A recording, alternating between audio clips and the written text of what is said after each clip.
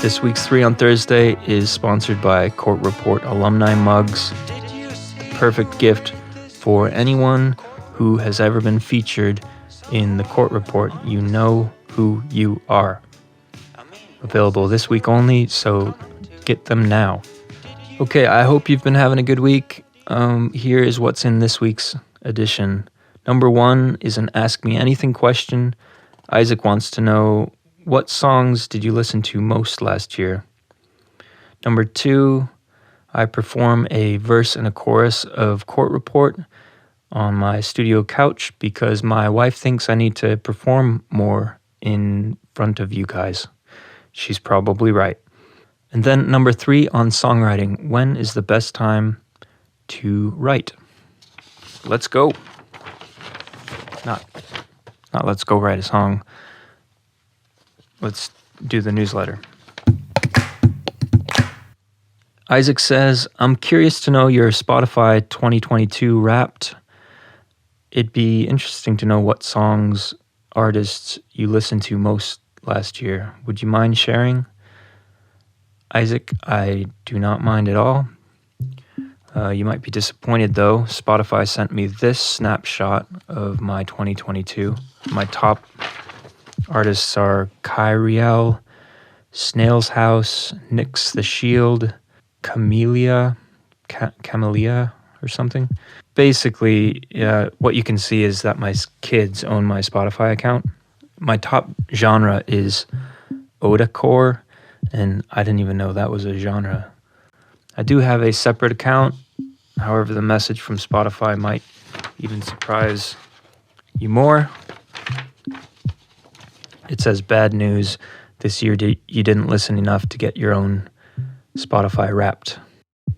So the truth is, I don't listen to a lot of music, partly because I'm often busy making it, and my ears get physically tired of sonic information. I blogged about this a while back. I'll put a link to it. When I am listening to music, it's usually instrumental stuff. I like this Spotify playlist a lot. I'll link to that as well. Something, though, you might find interesting is my Shazam playlist. I like it because it's a good filter of what songs have stopped me in my tracks and made me want to learn more.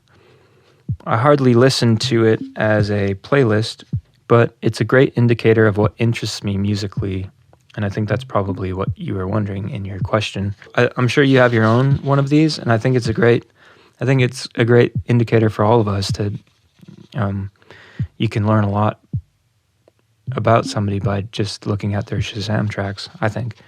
So thank you for the question. I hope that's interesting. If you have a question and you want me to answer it, just message me or email me, a@aaronsb.com. Number 2, Aaron performs a verse and a chorus of Court Report on his studio couch. A few days ago, my wife said, do you think you should do more performance videos? And then I said, yeah, probably. So here you go. Did you see who made this week's Court Report? Some who are and aren't the sort. I mean, what's this world coming to? Did you read all those bad deeds in the Court Report? People losing my support. I mean, what else am I supposed to do? We all have our bad days, do stuff that we shouldn't, say things we wanna take back. But just don't cross the line, or we're gonna find you on page 9, Court Report.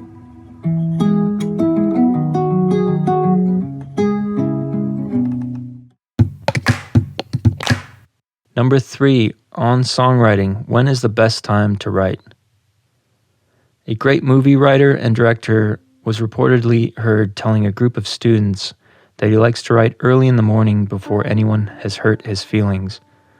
Think about that for a second. There is so much truth in that one little tip that I've tried to abide by it since hearing it years ago. Because I know at some point today, someone will say something or I'll do something that will hijack my brain. With a hijacked brain, it's difficult to be creative. I turn into what I call the delete monster, where I start trashing everything I've created up until that point. It's usually around 3 p.m. And I have a rule now that I don't delete anything after 1 p.m. I know my brain is fatigued by then or soon thereafter. I try to get all my writing done early. So try it out right before you check social media and email, before you turn on the radio or converse with anyone. I bet you'll discover words come easier and you'll stave off the delete monster. Okay, that's it for this week. Thanks for tuning in, and I'll see you next time.